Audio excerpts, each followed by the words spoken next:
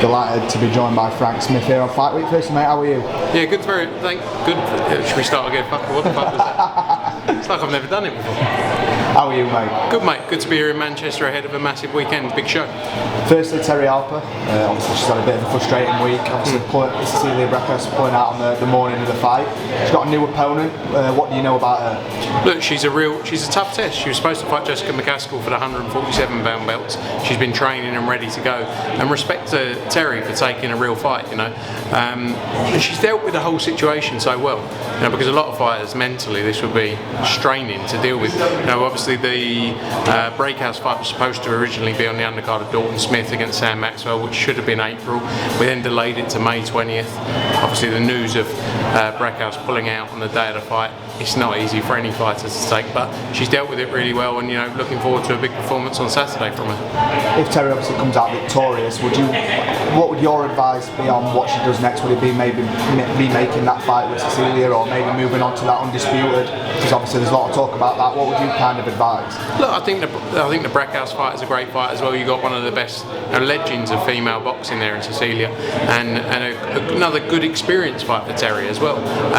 So you know, but there is the option to go on and keep winning the title. So let's see how things play out. But I think Saturday night she's got a tough fight ahead of her. Got to be fully focused on that, and then we go from there.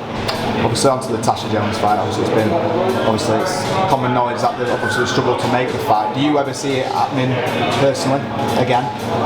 Unfortunately not. Go on, do you want to stroll under through together with me? Unfortunately, I don't see the Jonas fight happening. You know, but we made a great offer for Tasha Jonas for that fight. She may have other directions she wants to go in. It's a shame because it was a good fight. You know, they've done a good job with Tasha, delivered her some good wins. Not they've delivered her good wins, but she's gone in there and done the business. But it would be a great fight to make.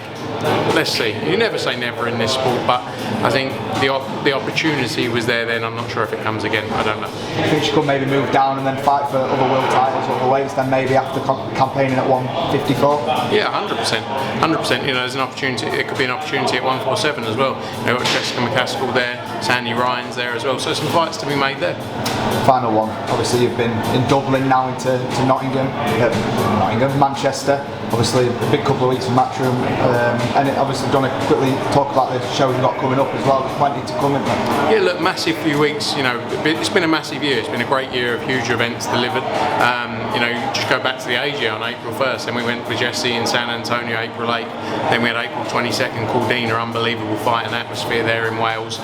May 6th in Guadalajara, sensational show, Canelo against John Ryder.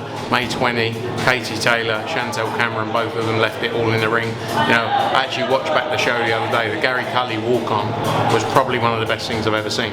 Not the result we wanted, but from a show standpoint, unbelievable. And you know, moving forward, it's a stacked year. You know, we've announced some great shows all the way up until July, but more to come as well. Jacket main event will be a blockbuster again. I believe so. You know, I think that Lee Wood was winning the fight. I think Ben Davison made the right call in that fight. A lot of people would have judged him. You know, it's a hard thing to do, but at the same time, he's given his fighter an opportunity to fight another day. And respect to Lee Wood getting straight back in there, because we all know what Maurizio Lara brings and the talent he has. Top man, cheers for your time. Cheers, mate. Thank you. Cheers.